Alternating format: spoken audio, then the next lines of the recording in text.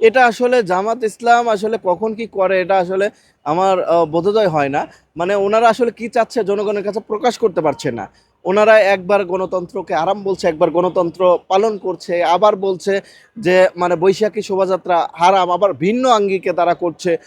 আবার দেখলাম যে 21শে ফেব্রুয়ারি বা শহীদ মিনারে বা স্মৃতিসৌধে ফুল দেওয়া হারাম, আবার দেখি তারা নিজেরাই গিয়ে ফুল দিচ্ছে এবং বলছে আমি বিরোধী দলীয় নেতা হিসাবে এসেছি, আমি জামাত ইসলাম হিসাবে আসিনি।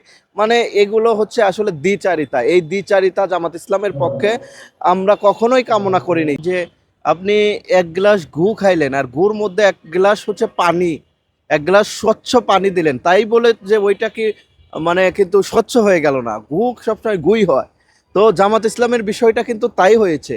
মানে সে মানে ওই একটা গুড় মধ্যে সে স্বচ্ছ পানি ঢেলে দিয়ে সেটাকে বৈধ করার চেষ্টা করছে।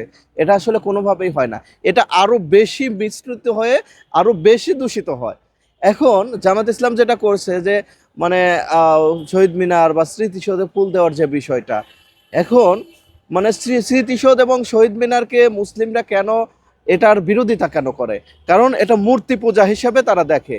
এখন মূর্তি পূজার ওখানে আপনি গিয়ে মোনাজাত করলেন, মূর্তির সামনে গিয়ে মোনাজাত করলেন, সেইটা বেশি অপরাধ নাকি ফুল দিলেন সেইটা বেশি অপরাধ? আমি মনে করি যে আপনি মূর্তির কাছে গিয়ে যখন মোনাজাত করবেন তখনই আপনার ওইটাই বেশি শিরক হবে।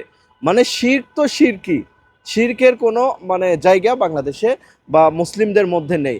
সেটাকে আপনি যতই উল্টিয়ে পাল্টিয়ে যেভাবেই দেখানোর চেষ্টা করেন, শিরক সবসময় শিরকই। এই যে আজকে পহেলা বৈশাখ পালন করলো, এই পহেলা বৈশাখটা এসেছে কোথা থেকে সেই ইতিহাস আপনি ঘাঁটতে যান। এটা আসলে মানে এটা আসলে জামাত ইসলাম আসলে কখন কি করে এটা আসলে আমার বোধোদয় হয় না। মানে ওনারা আসলে কি চাচ্ছে জনগণের কাছে প্রকাশ করতে পারছে না। ওনারা একবার গণতন্ত্রকে আরাম বলছে, একবার গণতন্ত্র পালন করছে, আবার বলছে যে মানে বৈশাখী শোভাযাত্রা হারাম, আবার ভিন্ন আঙ্গিকে তারা করছে। আবার দেখলাম যে 21শে ফেব্রুয়ারি বা শহীদ মিনারে বা স্মৃতিসৌধে ফুল দেওয়া হারাম, আবার দেখি তারা নিজেরাই গিয়ে ফুল দিচ্ছে এবং বলছে আমি বিরোধী দলীয় নেতা হিসাবে এসেছি, আমি জামাত ইসলাম হিসাবে আসিনি। মানে এগুলো হচ্ছে আসলে দ্বিচারিতা। এই দ্বিচারিতা জামাত ইসলামের পক্ষে আমরা কখনোই কামনা করিনি। যদিও আমরা বিভিন্ন বিষয়ে দেখি জামাত ইসলাম সরকারের সমালোচনা করে, সেটা আমাদের ভালো লাগে। কিন্তু যখন আমি দেখব ইসলামের বিরুদ্ধে বা ধর্মের বিরুদ্ধে যে গিয়ে কোনো কাজ করবে, তখন আমাদের অবশ্যই এর বিরোধিতা করতে হবে। এটা তাদের দ্বিচারিতা। এ থেকে তাদের ফিরে আসা উচিত এবং তাদের স্পষ্ট করা উচিত আসলে তারা কি চায়। আচ্ছা, আপনি কি মনে করেন জামাত ইসলাম ইসলামকে বিকৃত করছে? অবশ্যই বিকৃত করছে। তারা যদি বিকৃতই না করে তাহলে শহীদ মিনারে তারা কেন ফুল দিতে গেল? সেখানে কেন মোনাজাত করলো? মূর্তির সামনে আমরা ফুল দিলে, মাথা নত করলে যদি সমস্যা হয়, মূর্তির সামনে মোনাজাত করা কি? আপনি মূর্তির সামনে গিয়ে মোনাজাত করছেন না? খাম্বা লাগাইয়া, কয়েকটা খাম্বা লাগাইছে 21শে ফেব্রুয়ারি, মানে ওইখানে কি লাশ আছে কোনো? ওইখানে কোনো লাশ নেই। এখন এই কথা বললে আমি তো দেশদ্রোহী হয়ে যাব।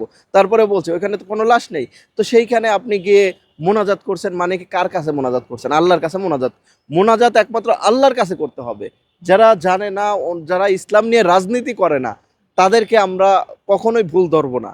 বিএনপি এখানে তারা বলে আমরা গণতান্ত্রিক দল, ডেমোক্রেটিক দল, তারা তাদের ডেমোক্রেসি পালন করবে। কিন্তু জামাত ইসলাম যখন ইসলামের নাম দিয়ে যখন এটা করে, এটা তো ইসলামের বিকৃতি হয়ে যায়।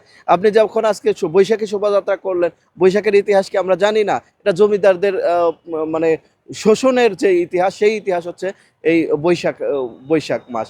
তো আমরা আমাদের আগে হিজরি সন ছিল, তারা তো মুসলিম হিসাবে দাবি করে। আগে হিজরি সন ছিল, সেইটাকে বাতিল করে সম্রাট আকবর এখানে বাংলা সন চালু করেছে। তো চালু করেছে ঠিক আছে, কিন্তু এটা চালু করার মূল কারণ ছিল খাজনা আদায়। এখন খাজনা আদায় করে হচ্ছে সাধারণ জনগণের কাছ থেকে, সাধারণ শোষণ করে জমিদাররা এটা করতো। তো সেইটাকে আপনি কিভাবে সমর্থন করে? এটা আপনার দ্বিচারিতা।